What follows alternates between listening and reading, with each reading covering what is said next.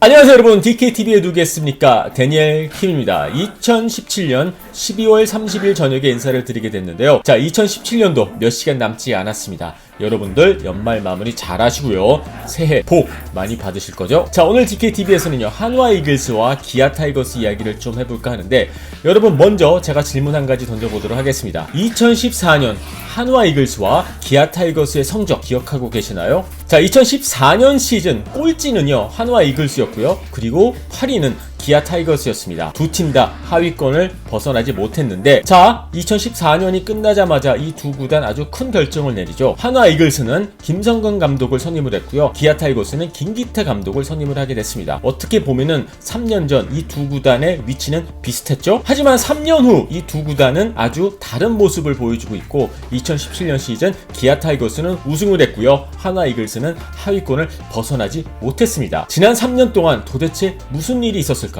3년 전 분명히 한화 이글스, 기아 타이거스 비슷한 위치에서 다시 리세팅이 됐었던 그런 구단이었거든요. 하지만 3년 뒤 이 두 구단의 모습은 180도 달랐습니다. 과연 이 두 구단 어떤 결정을 내렸길래 이렇게 결과가 달랐을까요? 자, 일단 기아 타이거스 같은 경우에는 조금 차분하게 그리고 전략적으로 준비를 했던 것으로 보여집니다. 김기태 감독이 선임이 되자마자 과감한 투자보다는 일단 그에게 충분한 시간을 주도록 노력한 것으로 보여지고요. 그리고 2015년 시즌에 올인을 하는 것보다는 2년 3년 뒤를 보고서는 좀 차분하게 계획을 세웠던 것으로 보이죠. 그뿐만이 아닙니다. 외부 FA 영입 거의 없었죠. 그리고 키스톤 콤비 안치홍 선수와 김선빈 선수가 입대를 선택을 하게 되면서 전력에는 큰 마이너스가 있었습니다. 하지만 기아 타이거스 욕심을 내지 않고요. 2년 뒤 3년 뒤를 보면서 차분하게 준비했던 것으로 보이죠. 반면 한화 이글스 같은 경우에는요 본격적으로 외부 영입을 시작을 하게 됩니다. 권혁 선수를 영입을 하게 됐고요. 그리고 송은범과 배용수 선수, 베테랑 선수를 영입을 하게 되면서 과감한 투자가 이루어집니다. 당시만 하더라도 한화 이글스의 이러한 모습,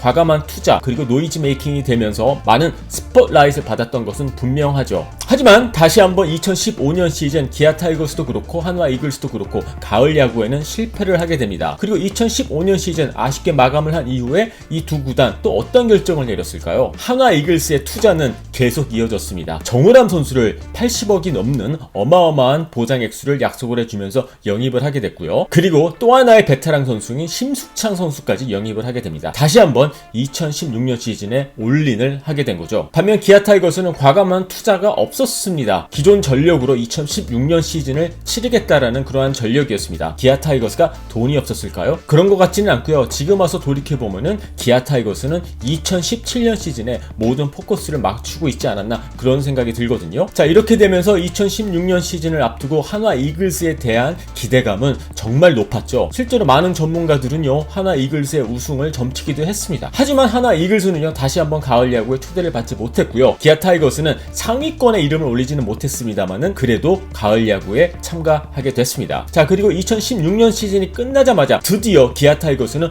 본격적으로 플랜이 가동이 되기 시작을 했죠. 그동안 참아왔던 투자를 2016년 시즌부터 과감하게 하게 됩니다. 대표적인 케이스가 바로 최용우 선수의 영입인데요. 최용우 선수에게 100억이 넘는 어마어마한 액수를 보장을 해주면서 그를 영입을 하게 되고요. 그리고 2년 동안 군대를 다녀온 안치홍 선수와 김선민 선수가 돌아오게 되면서 갑자기 기아 타이거스의 타선의 완성도가 높아졌습니다. 자, 반면 한화 이글스는 어떻게 됐을까요? 권혁 선수 부상을 당하면서 2017년 시즌 제대로 시즌을 소화할 수가 없었고요. 송은범 선수 또한 부상과 그리고 부진으로 팀에 큰 보탬이 되지 못했습니다. 그리고 한화 이글스 같은 경우에는 투수진이 완전히 망가지면서 제대로 힘을 내지도 못한 상태에서 2017년 시즌을 마감하게 됐고요. 그리고 김성근 감독 또한 시즌 중 하차하게 됐습니다. 반면 기아 타이거스 같은 경우에는 점점 완성도가 높아지고요. 그리고 최용우 선수의 영입으로 그리고 타선은 엄청나게 강해졌죠. 그리고 2015년, 2016년 시즌 동안 김기태 감독 선발 로테이션에 대한 고민이 있었습니다. 헥터, 양현종 이외에는 별다른 선발 카드가 없었죠. 하지만 기아 타이거스와 김기태 감독은요 서두르지 않고 꾸준히 젊은 선수들에게 기회를 주면서, 물론 아픈 과정도 있긴 했었습니다만은 선발 투수 육성에 포커스를 맞췄습니다. 보여줬습니다. 한화 이글스와는 정반대의 모습이었죠. 그리고 결국에는 2017년 시즌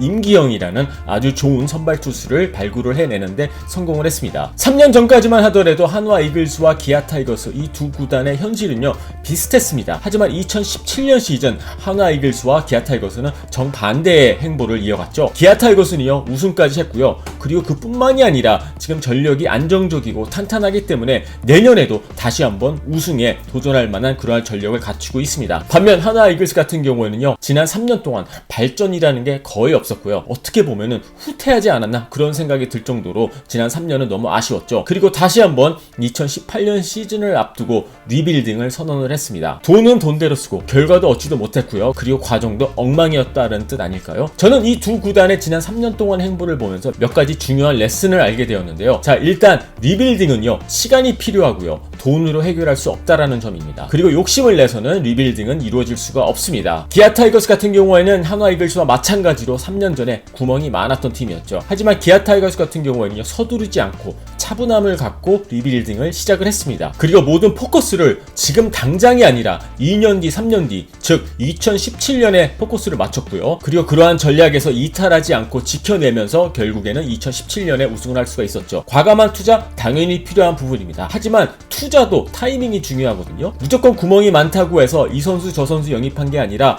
2017년 시즌을 앞둔 상황에서 기아 타이거스는 최용호 선수를 영입을 하게 되면서 적절한 시기에 아주 리그를 대표하는 장타자를 영입을 하게 되면서 타선이 더 강해졌죠. 결국에는 기아 타이거스는요 눈앞만 보지 않고 조금 멀리 보는 그러한 자세로 리빌딩에 임했고요.